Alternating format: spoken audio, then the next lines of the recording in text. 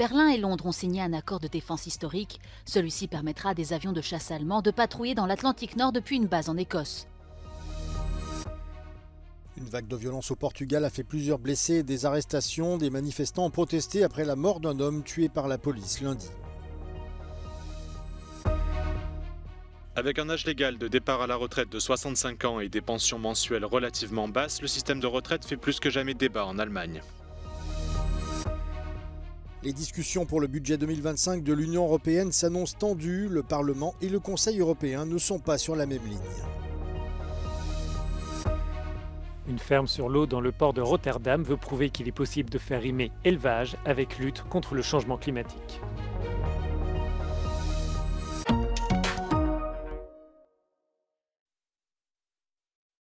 Les ministres de la Défense d'Allemagne et du Royaume-Uni ont signé ce mercredi un pacte visant à renforcer la sécurité européenne dans un contexte de tensions croissantes avec la Russie. Ainsi, des avions de chasse et des sous-marins allemands patrouilleront dans l'Atlantique Nord depuis une base en Écosse. Le secrétaire britannique à la Défense, John Healey, a déclaré que l'Europe devait absolument renforcer sa propre sécurité et que le Royaume-Uni devait jouer un rôle plus important au sein de l'OTAN. We share the same threats. War in Ukraine, conflict in the Middle East, growing Russian aggression. We share the same values: democracy, individual freedom, rule of law. And in a more dangerous world, allies are our strategic strength, and we must do more together. Première mesure concrète de cette collaboration, le géant allemand de la défense Rheinmetall va ouvrir une usine de production de canons d'artillerie utilisant de l'acier britannique. Le Royaume-Uni et l'Allemagne devraient également collaborer au développement de nouveaux drones terrestres et aériens, ainsi que d'armes de frappe à longue portée, capables de surpasser les missiles Storm Shadow britanniques, pouvant atteindre des cibles à plus de 400 km et utilisées actuellement par l'armée ukrainienne. Seconde nuit d'émeute à Lisbonne et dans sa banlieue. Ces violences font suite à la mort d'Odair Moniz, un Cap-Verdien de 43 ans, tué par la police dans un des quartiers sensibles de la capitale portugaise. On déplore 4 blessés, dont 2 policiers qui ont reçu des pierres lancées contre leur véhicule. La police a en outre arrêté 3 personnes. Le gouvernement a parlé de troubles inacceptables, tandis que le président de la République a souligné la nécessité de préserver la sécurité et l'ordre public. Les pompiers sont intervenus toute la nuit pour éteindre l'incendie de 2 bus, mais aussi d'une dizaine de voitures prises pour cible par les émeutiers. Du côté de l'enquête interne, les policiers impliqués dans l'incident de lundi ont indiqué que l'homme avait été pris en chasse en voiture avant de fuir à pied, puis que ce dernier les avait attaqués à l'arme blanche alors qu'il voulait l'interpeller. Cet acte a été dénoncé par des associations antiracistes qui ont critiqué, je cite, « les réelles motivations de ces interventions des forces de l'ordre ».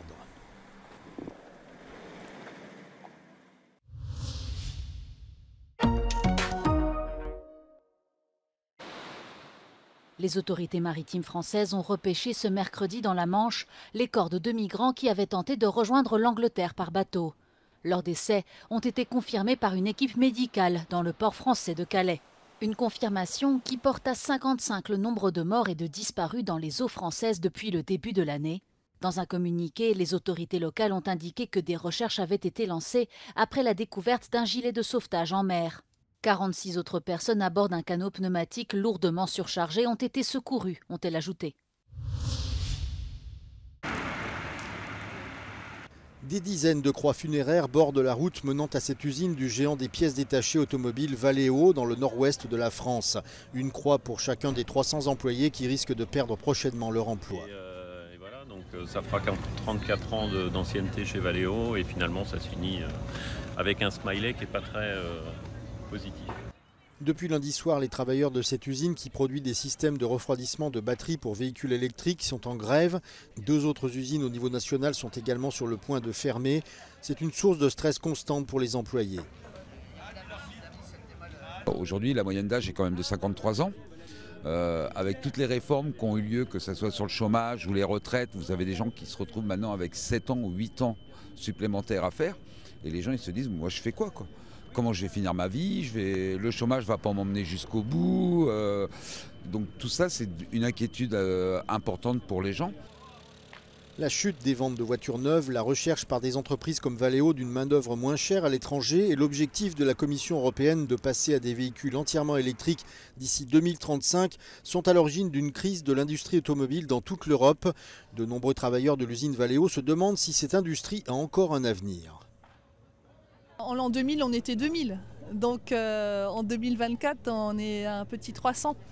Dans 10 ans, est-ce qu'on sera encore beaucoup à travailler dans l'industrie automobile ? That is the question. Euronews a contacté Valeo, mais l'entreprise a refusé de répondre à nos questions. Le sort des 3 usines devrait être décidé d'ici la mi-décembre.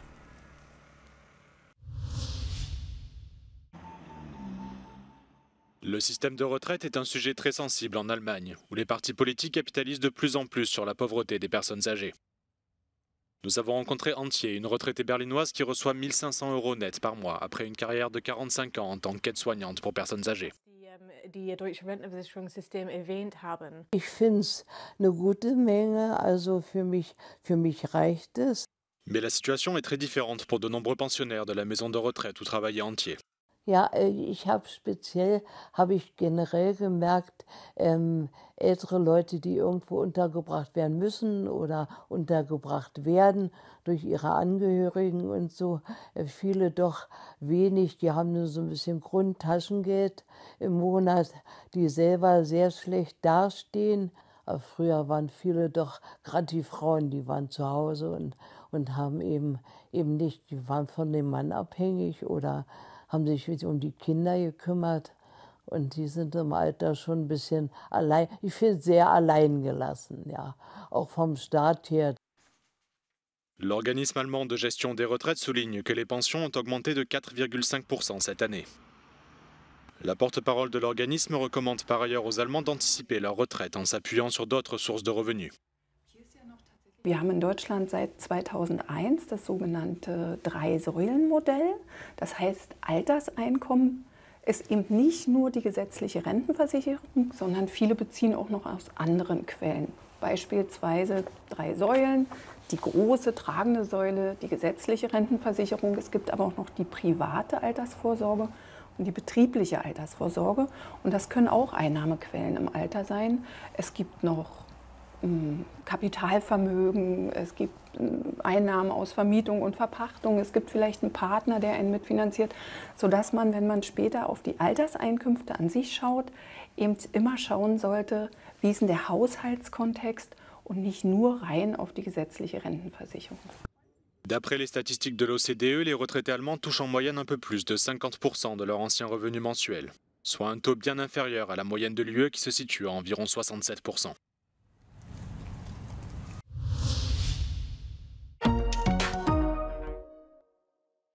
El Parlamento Europeo y el Consejo están en plena guerra por el presupuesto de la Unión Europea para el año 2025, especialmente después de que el Consejo propusiera recortar en 1.500 millones de euros la propuesta de la Comisión Europea.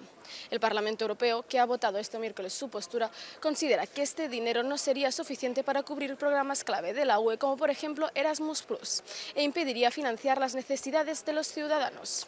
Las dos instituciones deberán negociar este presupuesto antes de mediados de noviembre y se prevé que sea una discusión altamente política. Además, también habrán de decidir cómo se van a pagar los intereses del Fondo de Recuperación, que han subido en los últimos años. Aida Sánchez Alonso, Euronews, Estrasburgo.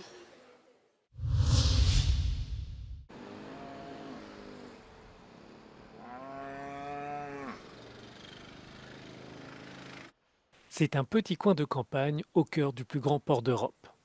À Rotterdam, 30 vaches occupent cette ferme sur l'eau qui produit 600 litres de lait par jour. Mais derrière l'entreprise agricole de proximité se cache aussi un projet écologique qui veut répondre aux défis climatiques. Cette étable flottante, unique au monde, déploie différentes technologies pour limiter son empreinte carbone. Un robot automatisé passe ainsi régulièrement dans la ferme.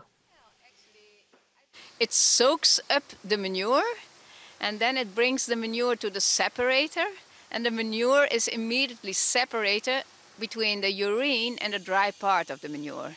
And that is really important because if you do so, within 3 hours you have 60% less emission. So that is about sustainable farming. Cette ferme flottante, en activité depuis 5 ans, a fait de l'eau le cœur de son concept. Cette structure répond aux risques d'inondation et de montée des océans et des mers provoqués par le réchauffement climatique. De plus, la hausse des températures accentue le stress hydrique qui touche chaque année 20% du territoire européen et 30% de la population de l'Union. L'étable dans le port de Rotterdam dispose donc de 2 systèmes pour réduire cette dépendance. The first one is we collect rainwater on the rooftop and we purify it downstairs and then we reuse it on the farm. And the other one is that we pump up brackish port water and we like to desalinate it, but desalination without chemicals. We only need heat, and what we do, we use the heat of the manure. Dans son dernier rapport sur l'eau, l'Agence européenne pour l'environnement souligne que l'agriculture est la pression la plus importante qui pèse sur cette ressource. La pollution diffuse due au secteur affecte 32% des eaux souterraines et 29% des eaux de surface. L'établissement européen suggère donc un changement dans les pratiques agricoles, le recours aux nouvelles technologies et préparer le secteur à fonctionner avec moins d'eau.